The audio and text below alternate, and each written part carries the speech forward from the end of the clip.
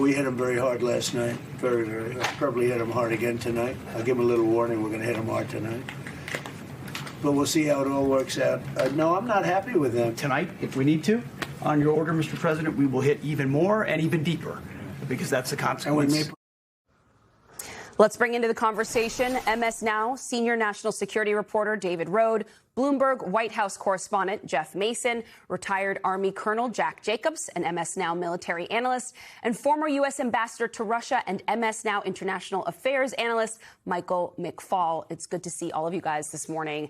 David, I'm going to start with you because we're waiting right now for this press conference to get started. Talk a bit about what it would mean if the ceasefire with Iran is really over.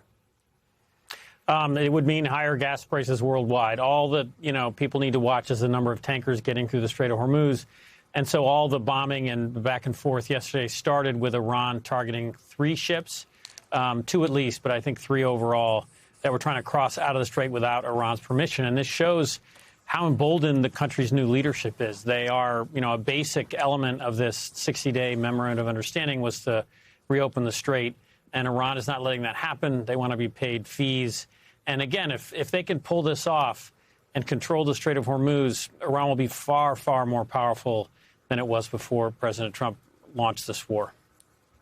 Colonel, a matter of days ago, President Trump was telling the American people that the Iranians that he was dealing with, that they were rational and reasonable. He tried to convince America that he had succeeded to some degree in some amount of regime change.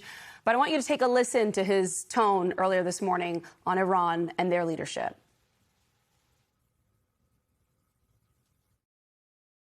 Is the ceasefire done? Is the MOU dead? It's a very interesting question. To me, I think it's over. I don't want to deal with them anymore. They're scum. You know what scum is? They're scum. They're sick people. They're led by sick people. And they're vicious, violent people. And if they had a nuclear weapon, they'd use it. As far as I'm concerned, it's over. So, Colonel, to go from rational and reasonable to complete scum, is that not, in some way, an open admission that this has been a complete failure? Well, it hasn't worked out very well for either the United States or its allies, and certainly not for international trade. There's no doubt about the fact that the president is volatile himself and goes from one extreme to another.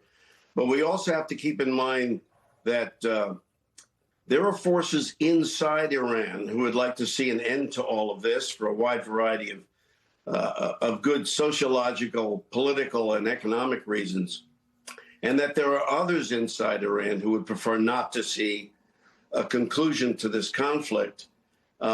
And so far, the latter are in the ascendancy.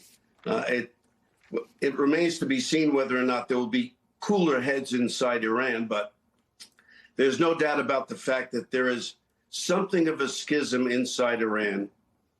And one can perceive that perhaps those around the president, Pezeshkian, are less conservative than those who are running the army, and particularly the Revolutionary Guards. So this conflict inside Iran will continue, and it will spill over, obviously, into what's taking place in the region.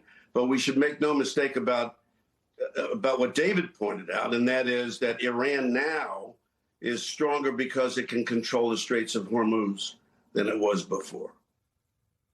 Jeff, to the Colonel's point about the fact that there is chaos and erratic behavior and factions on both sides of this issue here, at the White House, is chaos sort of part of the strategy? Like, is there an argument to be made that some of what Trump was doing on the world stage this morning was an attempt to regain leverage?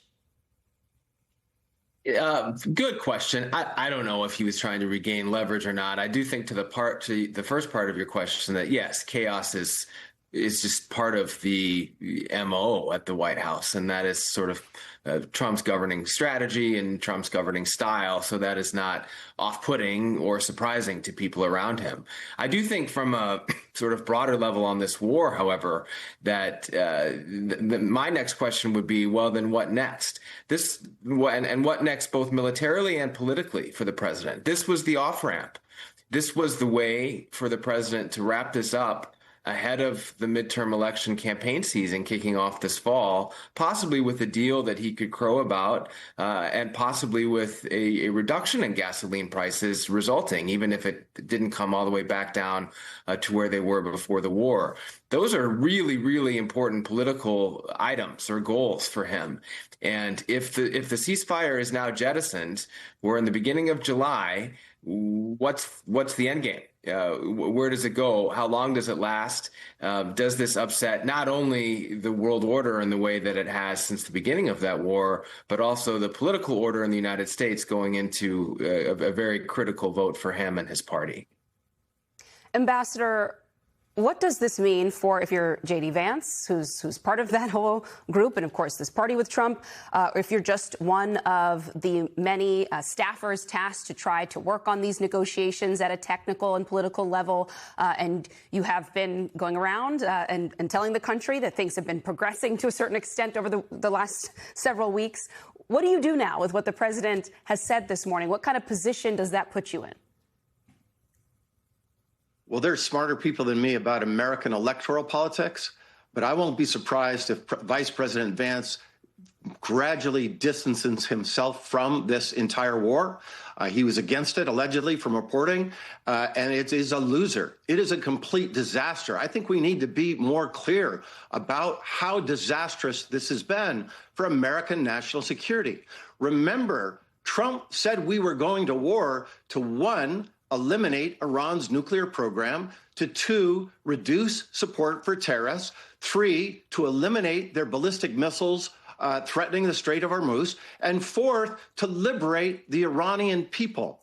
None of those objectives have been accomplished at a cost of people dying, billions of dollars being spent on forces there, and inflation. So that was where the war started. This ceasefire was about something created by the war, the closure of the Strait of Hormuz. The Strait of Hormuz was not closed before he launched this war. So I think it's really important for people to understand how far away Trump is from the original objectives of this war. And to the point just made, what is the game plan now? Why does anyone believe that hitting them harder, as the president says, is going to open up the Strait of Hormuz? It didn't do that before, so why should we expect it to do it in the future? Yeah, I mean, the Strait of Hormuz was open before this war began. Gas prices, while they have been ticking down, are going to go back up if this is the direction we're headed now. And it was interesting because this very same morning, the White House posted on social media this sort of gas pump related stunt where they're offering gas at $3.47 a gallon to celebrate, I guess, President 47, Donald Trump. And it seemed to me, Jeff, to be somewhat of a sort of like tacit acknowledgement of the fact that this war has put them in an incredibly difficult electoral and domestic position, and that there is continued real anxiety in this country over the costs that we are all paying as a result of it. Well, there's no question about that. I mean, the anxiety is certainly palpable within the electorate, and that is something that hurt President Biden during his term, and it's has the potential to hurt President Trump now, and that's in part, the parallel there is in part with the mixed messaging.